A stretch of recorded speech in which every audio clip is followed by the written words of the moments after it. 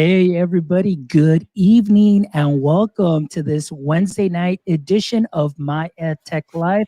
I'm really excited for you guys that are joining us this evening. And as always, thank you so much to every single one of you that watches our shows, that listens to us later on the podcast or views the videos at a later time.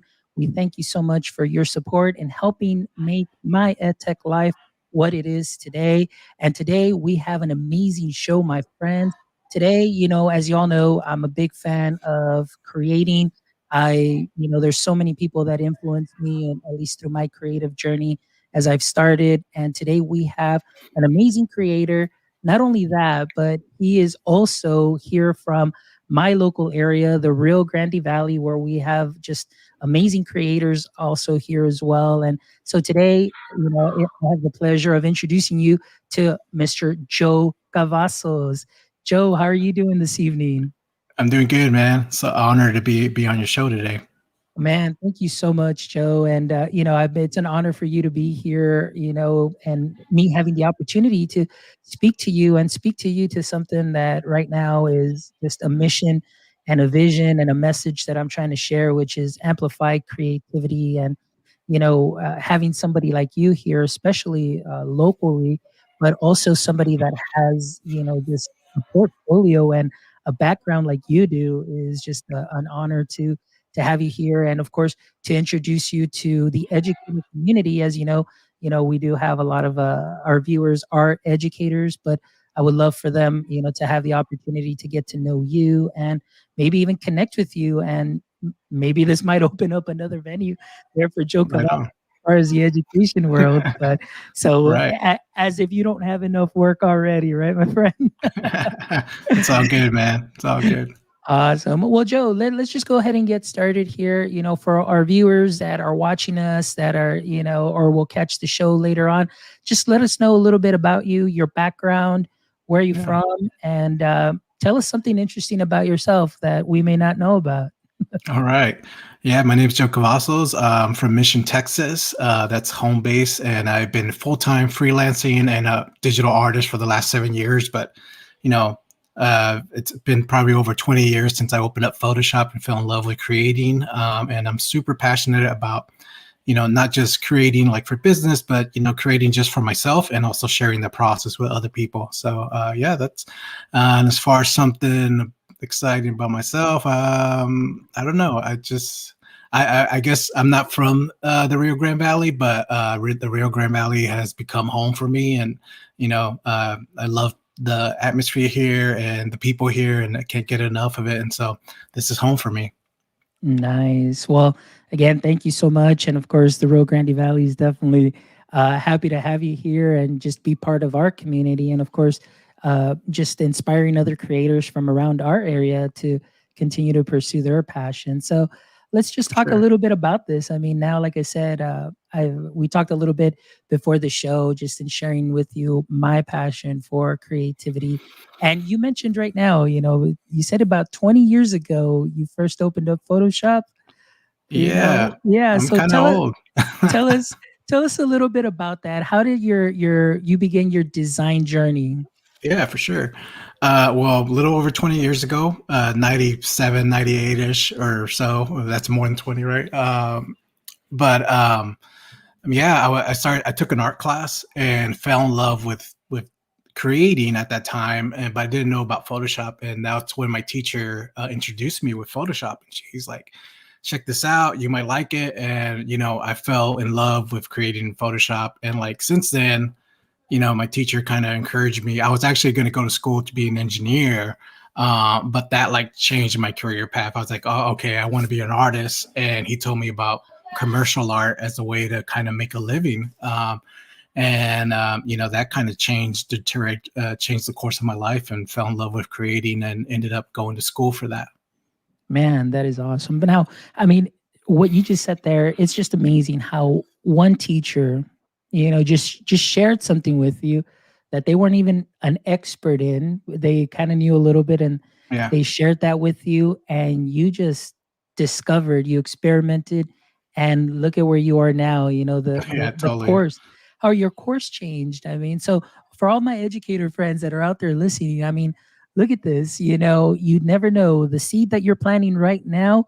You may not see that fruit of it, but 20 years down the road, 30 years down the road, I mean, look at this. Absolutely. What Joe has done because one teacher introduced him to one tool, and I mean, it just changed his path. So that is really neat, man. That is an amazing story to, and again, very impactful. Just seeing how a teacher can really help somebody, steer them in a direction where now, I mean, it's something that you've made a career out of. So that is really really awesome.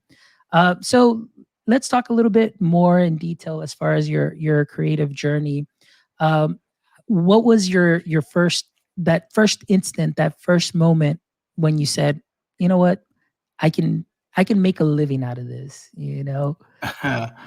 I don't think it was instantly. When this first school I went to was more the emphasis was on fine art, and you always heard that saying of being a starving artist, and I knew at the time like I didn't want to be a starving artist. I grew up fairly on the poverty line, so like I knew I don't want to kind of wanted to get some career and something going like that, but it was little by little, I think, just kind of doors opening up and kind of seeing other people that were, making a living. And, in the early 2000s, the internet was just kind of coming out and, finding other artists, other designers.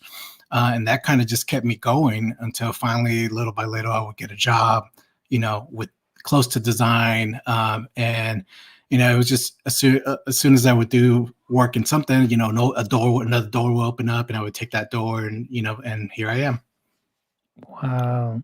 That is great. So, like you said, little by little, I mean, that's the way you go. Now, so w- you did pursue, like a degree. I mean, you did go, into design or design school. Is that correct? Yeah. Yeah, Tell sort us of. a little bit about no, tell us a little bit uh, about that experience. it was kind of a long. I took a long route, but I first went to university, and like I was freshman year of college. Like I wasn't ready to go to school. Like I was, I enjoyed the freedom way too much, and it affected my grades. And at the time, like digital art wasn't a big thing in that school, so it was more about painting, things like that. And within the first year, I ended up dropping out. But a couple years later, I found a junior college, and their program was really hands-on, like in Photoshop on computers.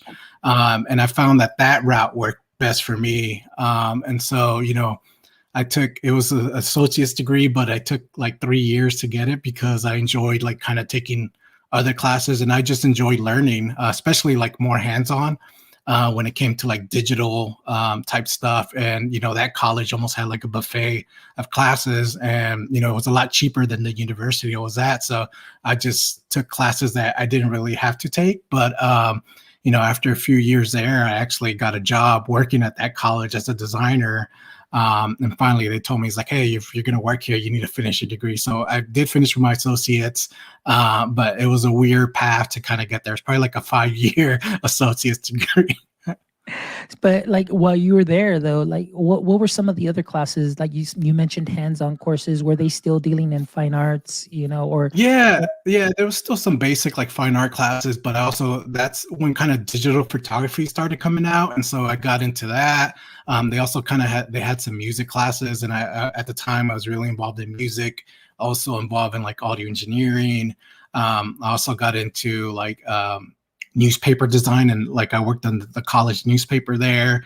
So it was just a kind of different classes aside from art, but they were all kind of careers that were connected in a way. And so it was just for me, it was kind of like a buffet and kind of figuring out, okay, like, do I want to like go into the newspaper business? And, after doing that a couple of years of classes, I was like, okay, I really don't want to do that.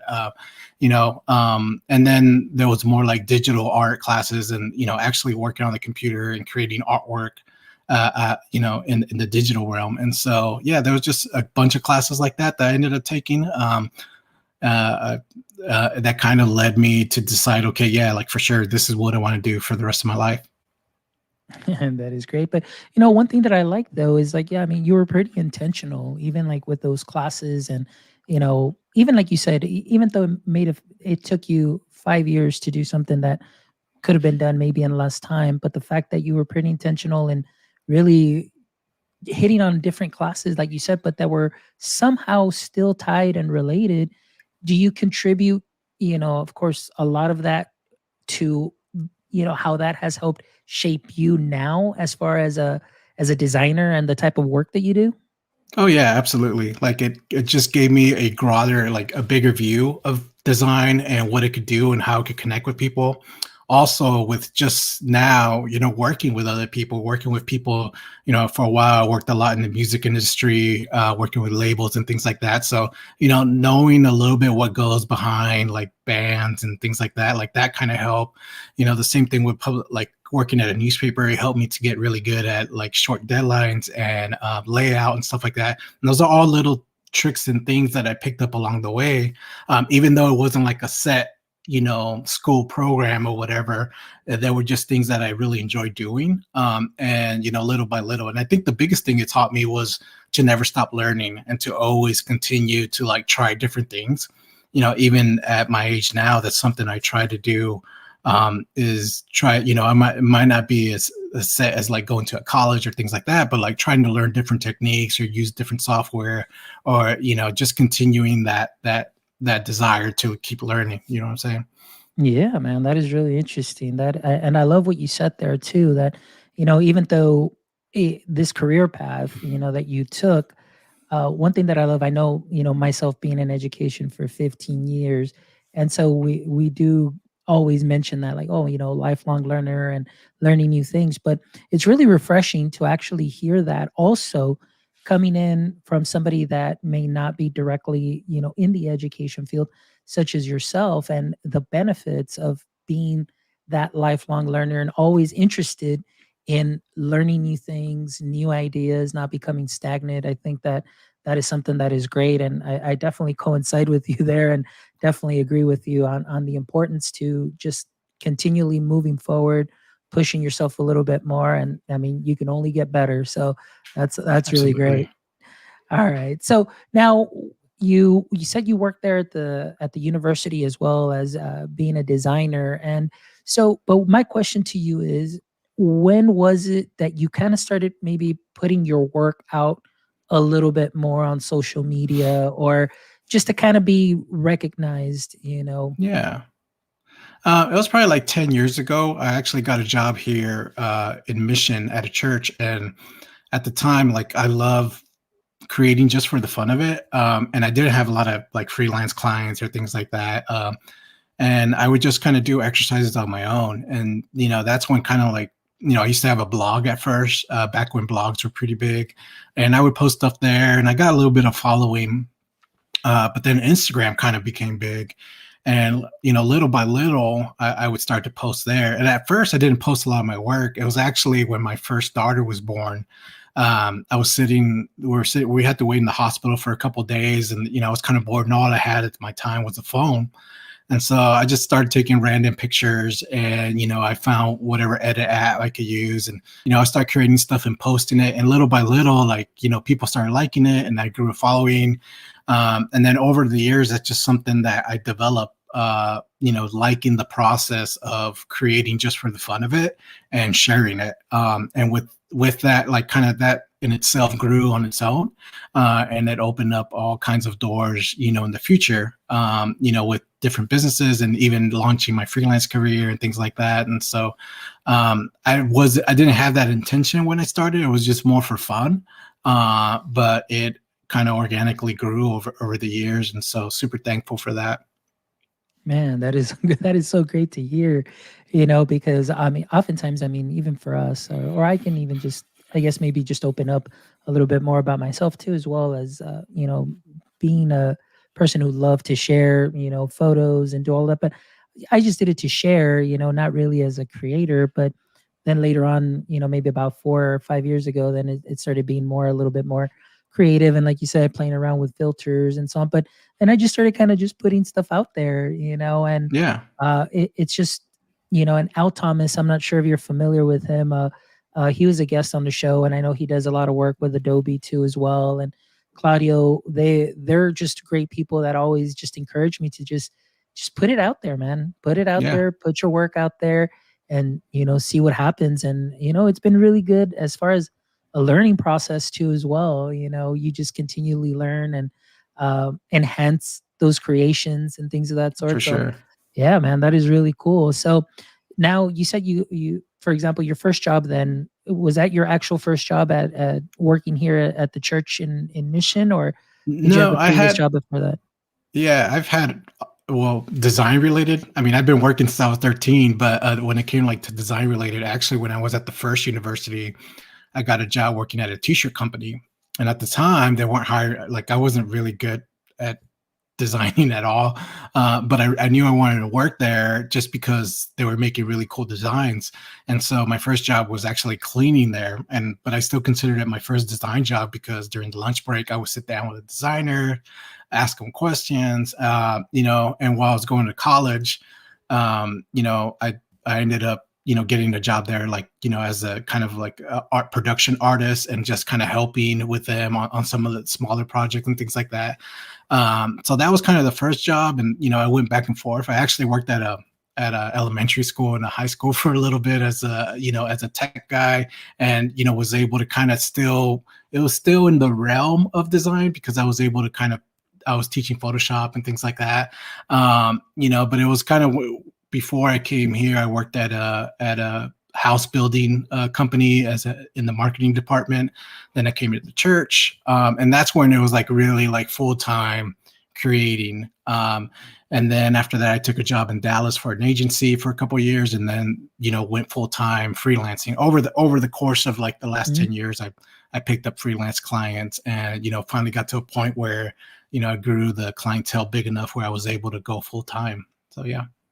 Wow, man, that is amazing. That is just a wonderful journey and all of those experiences. And see, working at a school district too, that's been great too. I mean, look at that, because I guess that kind of also gives you that kind of like that teacher side of, because I know if you don't know and or you don't follow Joe on Instagram, I mean, he does some great stuff with Photoshop and and he'll do the little tutorials and stuff like that. But just the way he does it, I mean, it's easy to follow, which is great because I guess that's kind of also that educator sense there and being able to teach somebody. So that's that's really awesome, Joe.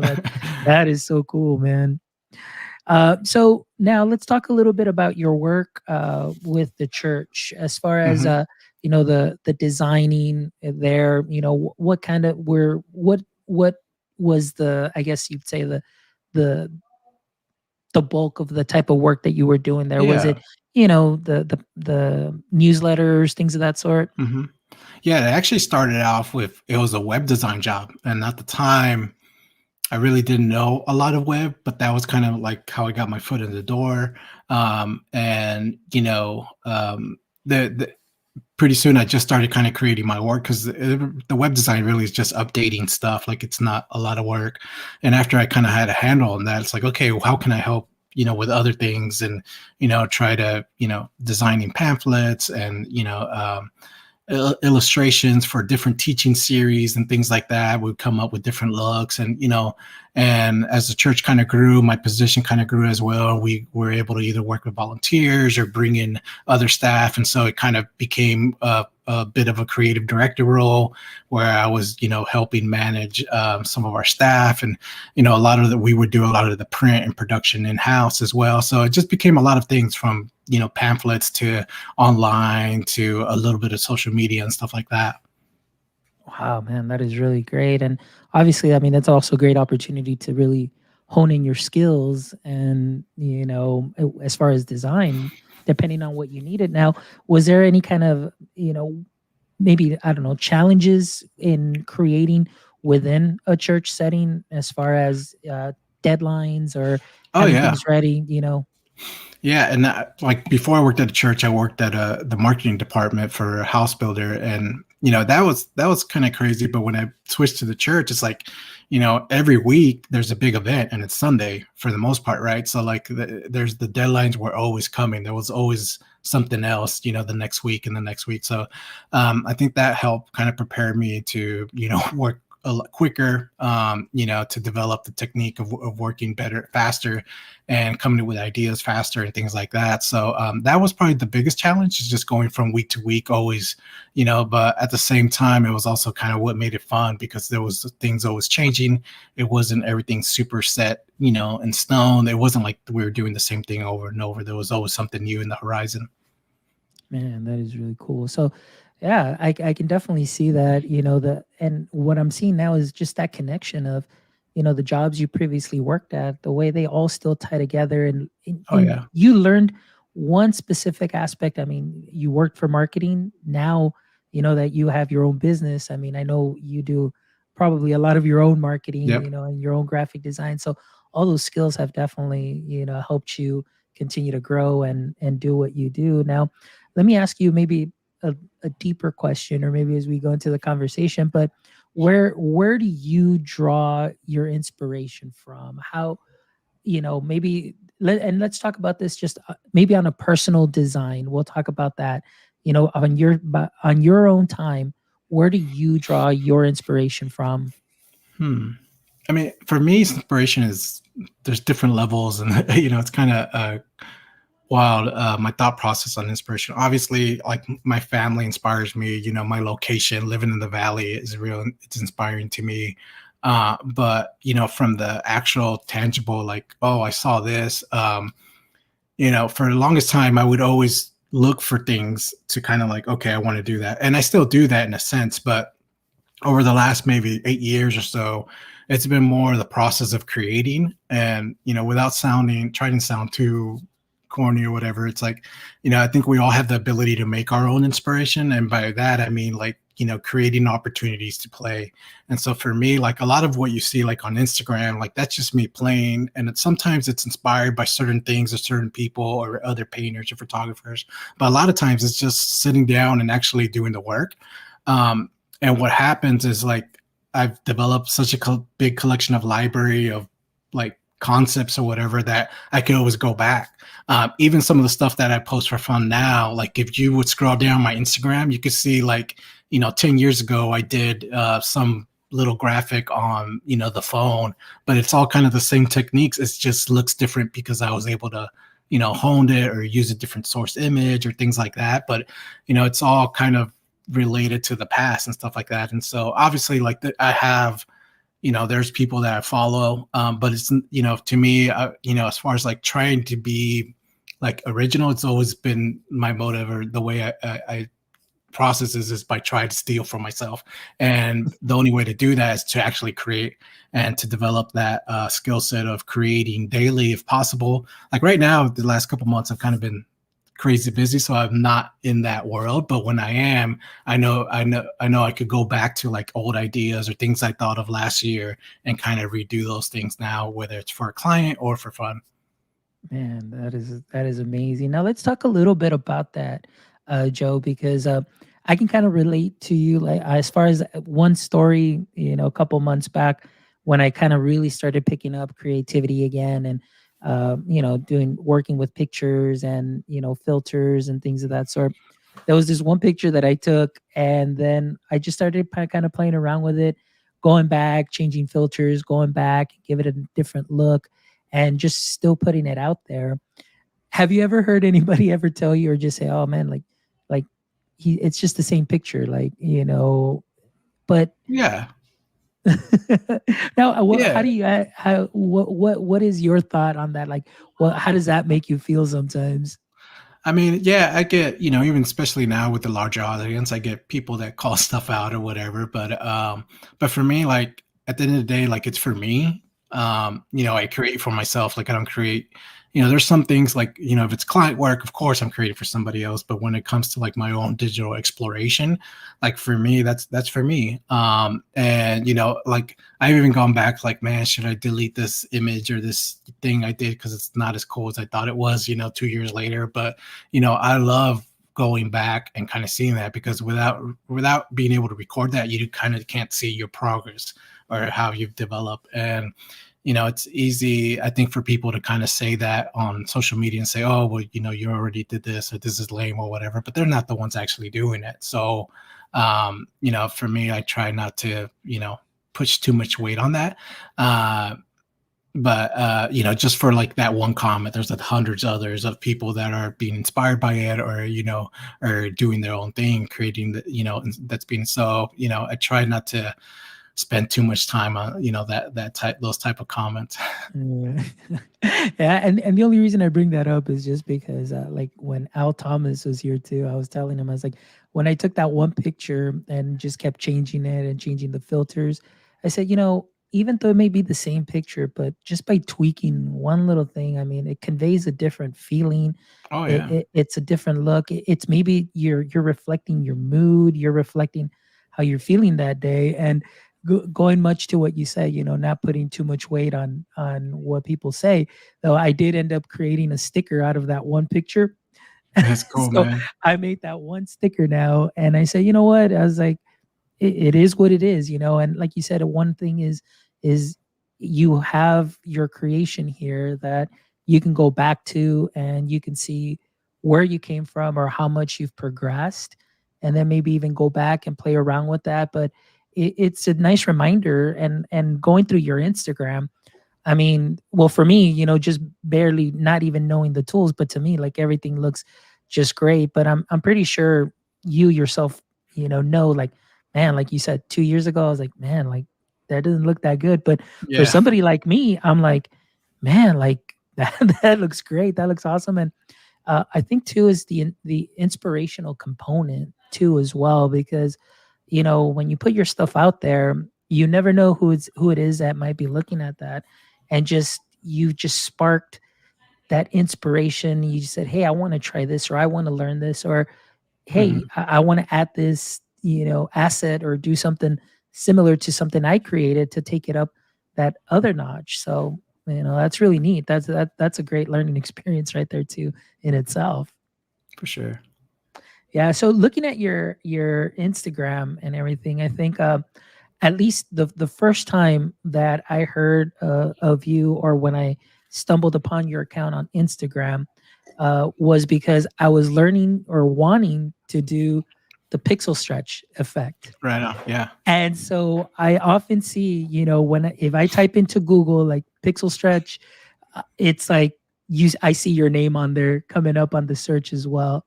So talk to us a little bit about that, because I mean, I know for those of you that don't follow Joe on Instagram, just follow Joe on Instagram at Joe Cavazos, and you see like just some great artwork. And I do see a lot of photos here on the pixel stretch effect. Now, I just want to know your thought process. How did you come up with that concept, that idea? Yeah. That concept actually was born out of every once in a while, I do like a 30-day challenge of like, I want to create something new. And when you do that, you kind of have to replicate things, at least for me, I have to like, okay, I'll go back and do something. I was like, okay, how can I do something like that similar, but change it up kind of thing. And I've noticed that technique, a while back. There was an Apple ad. I don't know if you remember it or seen it, but it's ad of this girl. I think she's either dancing or like moving around this living room, and like parts of the room are like stretching, and like you see the colors. And so like I remember that, and I was like, oh, it'd be cool.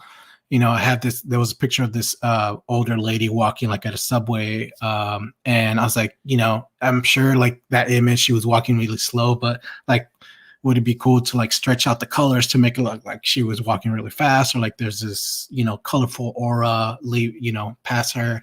And so that's kind of where that started, and then it just became like iterations of it, for 30 and I finished that concept like within 30 days, but it wasn't to like, the way social media goes, like, I got a lot of good feedback and stuff like that. But like 2 months later, all of a sudden those posts like blew up. And that's when it started getting featured by like Adobe. I ended up getting there was an article with Adobe, and it was featured like on Photoshop's page last year and things like that. And so it just kind of blew up on its own. And to this day, I wasn't thinking it was going to blow up as much, but it just, that kind of like accelerated the growth on my Instagram, and got a lot of new followers from that, and a lot of new opportunities that came from that. For a while there, I kind of got a little bit shy. I was like, man, there's too many people following me.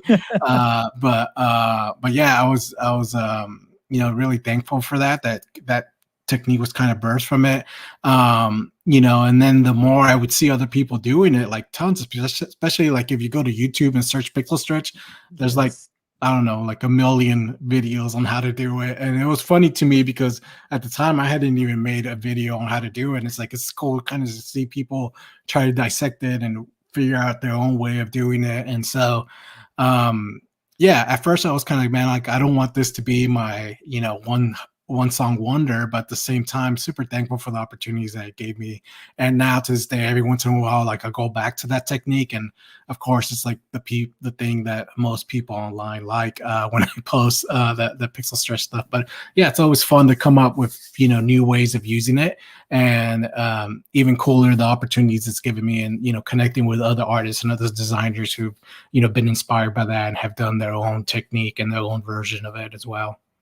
Yeah, and I think, just to let you know, that was one of the first things that I learned that I saw. I was like, "Hey, I want to learn how to do this pixel stretch," and then all of a sudden, because I'm part of a Adobe Creator or a Creative Educators group, and so they Mhm. have challenges there, and they're like, "Hey, this challenge is going to be pixel stretch," and I was like, "Cool! I just learned this," and so I just created a video on how I did my own version of it. Of course, I saw it through another video, and but like you said, there are thousands upon thousands of videos of people that do the pixel stretch, but not all videos are the same. They all use a different way of Yeah, doing it, the tool, different iteration, which to me just kind of blew my mind and saying like, oh wow, it's not just done this way, it could be done this way. And for myself, going through video after video, I'm one of those that I just like to keep it simple. So yeah, obviously I go with the simpler ones, but then every once in a while I'll stumble upon one where I'm just like, hey man, I really got to learn this because it ties a lot of the stuff now that I've learned. And I was like, oh, this makes sense. Now this connects with this, and I can take it to yeah, this level now and everything. So that's really cool, man. But I mean, and that was one of the questions that I had for you too. I mean, the opportunities that came from being able to put your work out there. I mean, like you mentioned, you got featured by Adobe. There was an article. I know that even here on your webpage, let me go ahead and just share your webpage. And for those of you that are watching and listening, please make sure you visit, joecavazos.com, joecavazos.com, and you can see some of the work and his featured work here. And I mean, look at that, shoe brand. That's what, K-Swiss, yeah, correct? K-Swiss yeah. That Pixel that Stretch. came out of that. Yeah, Yeah, so I mean, this is with Gary V. So with Gary Vaynerchuk, so that is really cool. So look at the type of work that Joe has been able to do and the opportunities that being able to put his work out on the online have produced for him. And so, Joe, this is really amazing. The the work that you do. We can see some of your work here also from from church yeah, that you do and everything. So let's talk a little bit more about, I guess, Joe Cavazos now, the entrepreneur. So now you said, okay, I'm going to go full time. What were some of the challenges and obstacles that you ran into first? I mean, obviously, you're a family man. You got to take care of your family. Was there a moment when you said, I don't know, man. Like it, this may not go. This may not take off. I mean, yeah. what were some of those challenges at first that you ran into?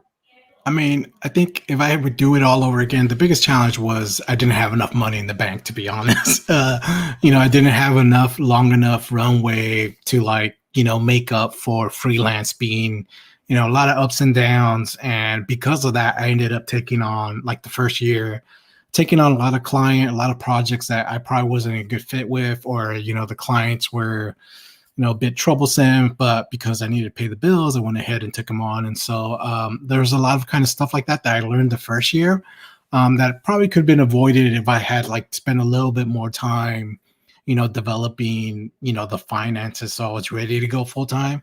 I did have the work as far as the quality of work. I thought, I was ready and I did have enough network to know connections of getting work.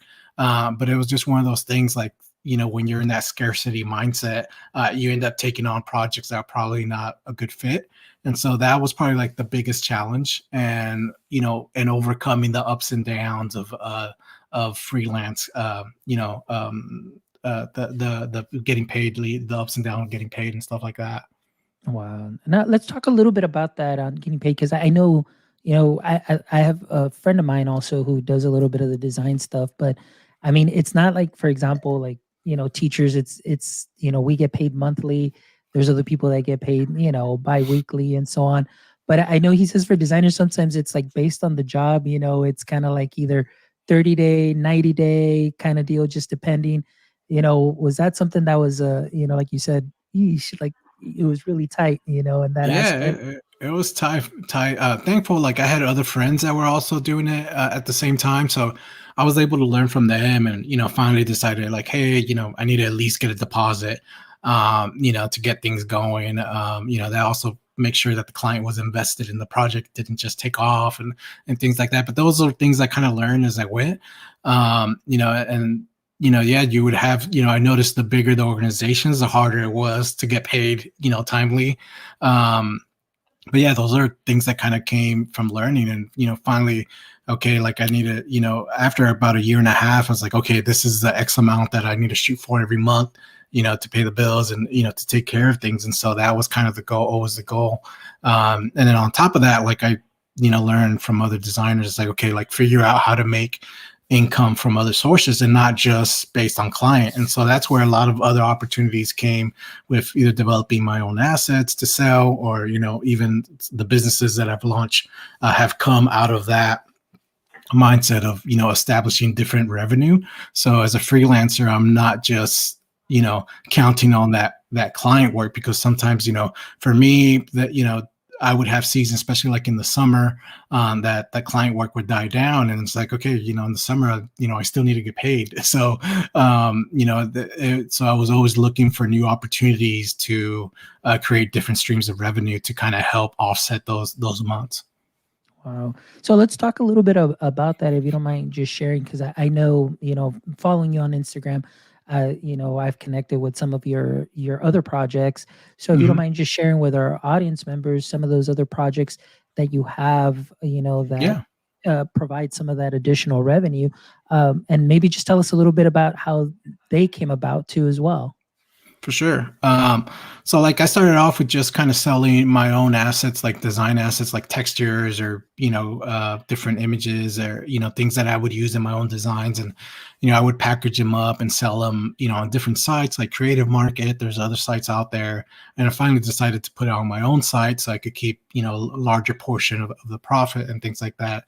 But later on, about a couple of years of freelancing, I was talking with a friend of mine, and we've always kind of, he's more business savvy, like likes to network with people a lot more, than me. And, I just love to create. And so we're like, okay, we should start something. And at the time, both of us, I had an experience working with a lot of churches, and also he also did on his side of things. And so we're like, let's make a service that helped churches with social media graphics. And it was just kind of like a simple, like you get 30 graphics a month for $5 a month, and slowly that began to grow and grow and grow, over the years. And, we began to add other features where it's like, now it's like, oh, you could download Photoshop files, you could download different types of templates. And, I think we're going on year 5, I think, if I remember correctly now. And, that's actually become kind of my go-to job now, is working that. And we have several other contractors that are involved, and it's become my main source of income. And client work, I've actually have gone a little bit less on doing, not as much client work, because this is taking on so much work now. But yeah, that was kind of the way it was birthed. And this is something that kind of helps specifically for churches. And that's because that's the type, the people I was working with. And, my friend also networked with a lot of churches. And this has become a resource to help, especially when COVID hit. You had a lot of churches that were like first starting to learn how to do stuff online, how to do stuff on social media. And we were kind of, a good source to help resource that at a pretty affordable price. And then from that, this last couple of years, we also launched New Supply, which is more of assets that are geared towards just regular designers, or not necessarily designers that are focused in church. But it's more of like a monthly membership that, you know, you pay so much a month and you get assets emailed to you. And, you know, you could, sometimes it's a font, sometimes it's kind of like a blind bag. I got the idea from I was a member at like I like to fish, and so there was this membership box service where, you know, you pay so much a month and they send you like different lures and different tackle and stuff like that. And so I was like, hey, it'd be cool if there was something like that, but for designers, where, you know, every month, you know, they get certain graphics, certain assets that they can use in their designs. And so this is going over a year and a half, and, you know, it's been a slower process as far as growing it, but for me, it's been really cool to connect with a lot of my friends that sell their own fonts, sell their own graphics, and they're able. It's kind of help put money in their pockets, because they're kind of in the same scenario I was, you know, years back when I was freelancing. And there's a lot of artists and other freelancers that sell their own assets, and so this is kind of like a co-op, a way to kind of help them get in front of a bigger audience, but at the same time, you know, it becomes a really good deal for anybody that subscribes. So that's something right now that we're in the middle of, you know, learning different ways of growing that business. And so I'm super excited about, you know, these two projects that we've done so far. You know, I'm always thinking of something else, how, you know, I could use my creativity, and especially with my business partner, who, you know, just we're kind of the extreme opposites. And so but, you know, it kind of works well with us, you know, creating these businesses, because, you know, we bring different skill sets to the table, and a lot of things that I don't personally like, you know, he excels at, and vice versa.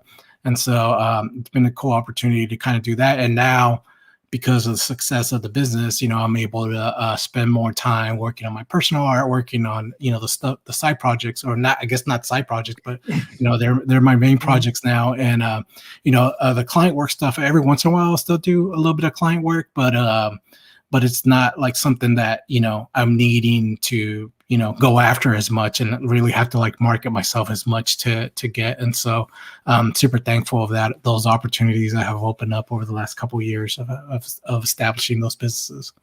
Man, that is great, Joe. I really appreciate you sharing all of this. And, you know, it's just been great to see, you know, the way that everything has progressed and the way that everything has tied together, all those skill sets and everything that you've learned has now helped you launch, you know, these side projects with other creatives, other creators that are out there.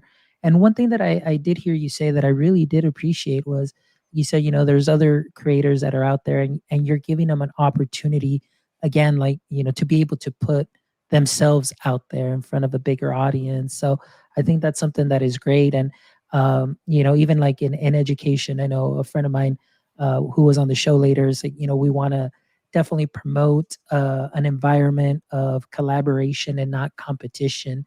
And I Absolutely. think that, I mean, and I think that's important, you know, in this gig economy that we live in. I mean, it's pretty much a gig economy. It's like, you know, you take the gig, take it or leave it. You know, everybody has a side hustle. A lot of my teacher friends, you know, edupreneurs, Yeah. solopreneurs.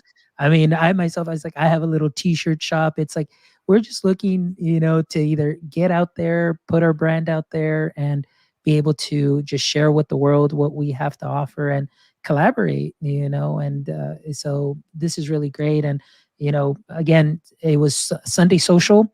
That one was the first website, one of the first ones here that we did share.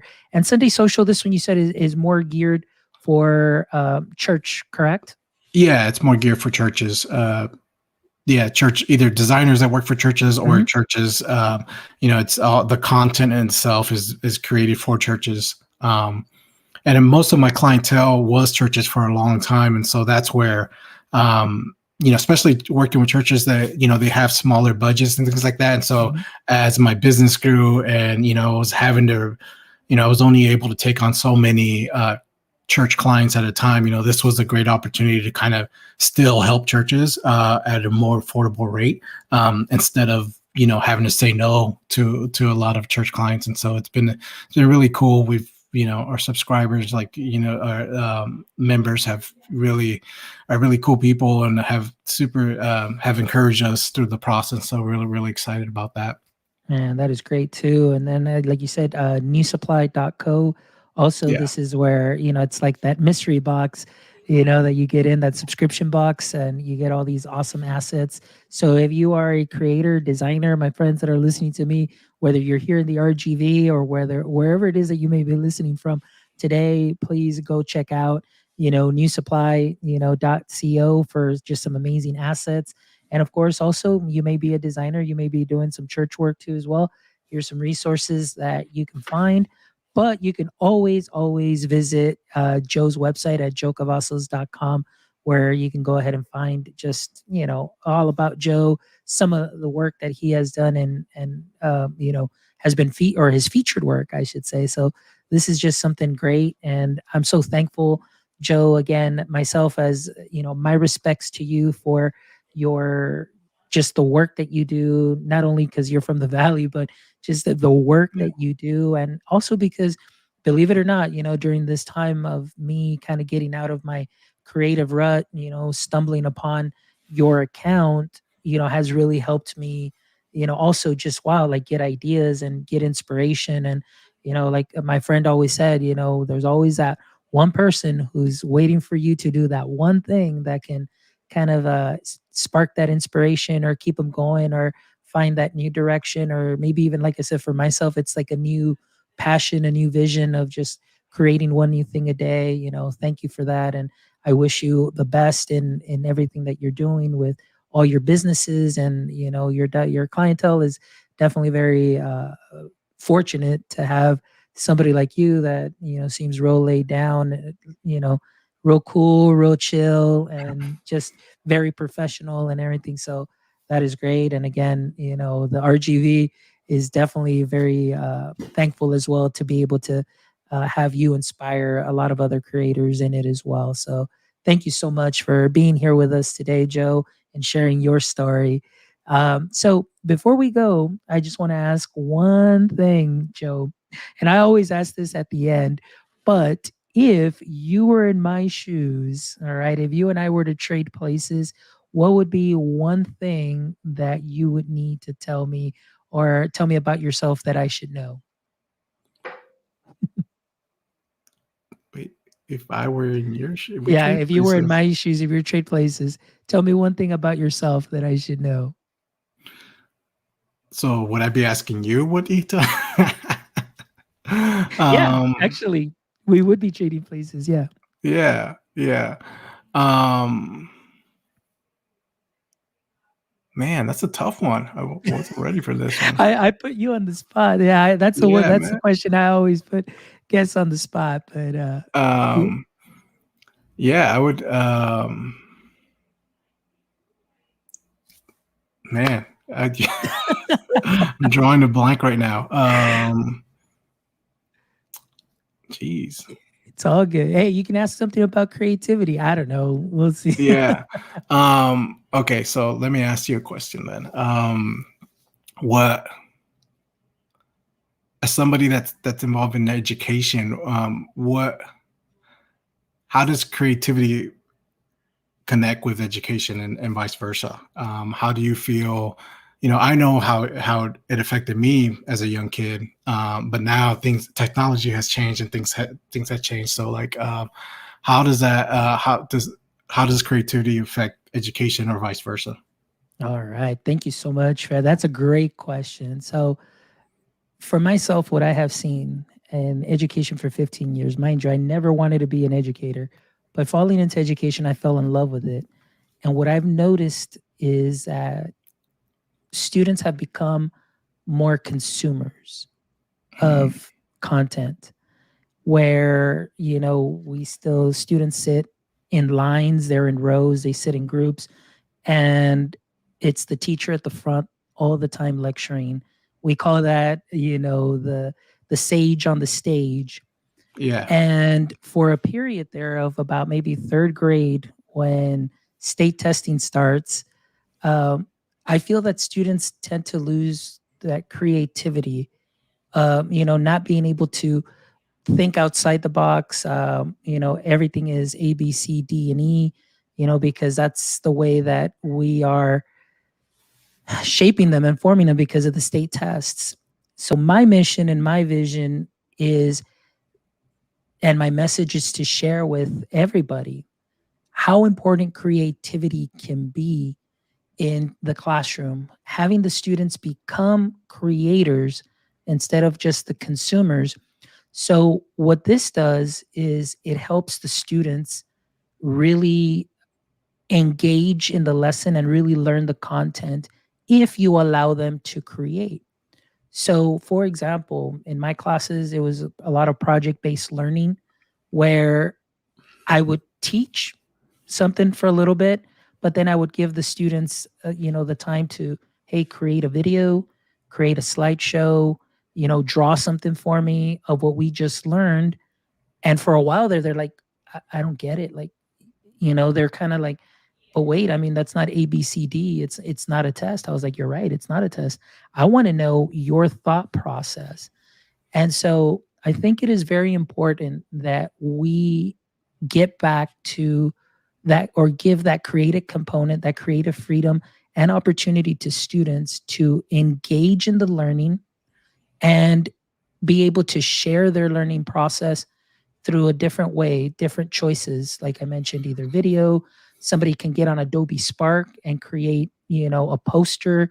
They can create a little video through Spark Post, and plenty of other apps that are out there, and really see how the student internalizes the learning, their thought process.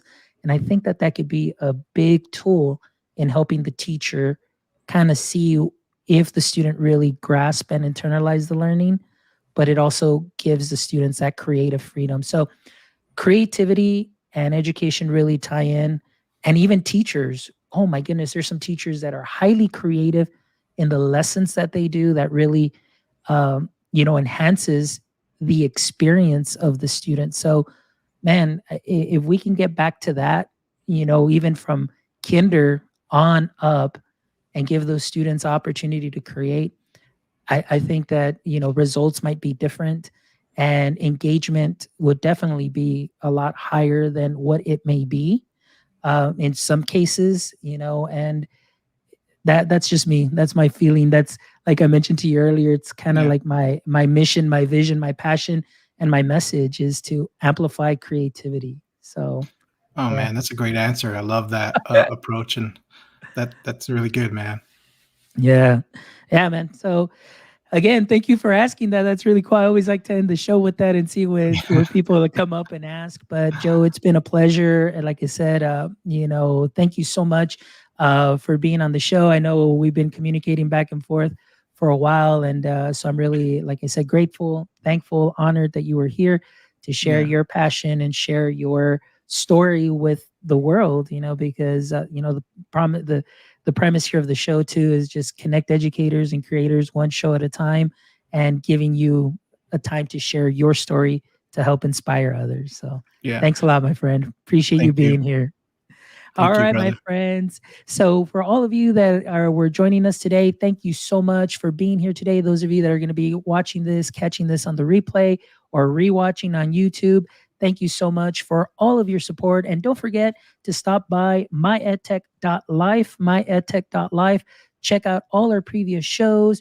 Uh, Please drop us a review, guys. If you like the show, whatever it is that we're doing right, let us know. If we're doing something that you may not like that we can improve, let us know. I definitely encourage the feedback because I want to give you the best of me every Wednesday and every Saturday. And again, I'm always thankful for every single one of you for making my EdTech life what it is today and what it will continue to be.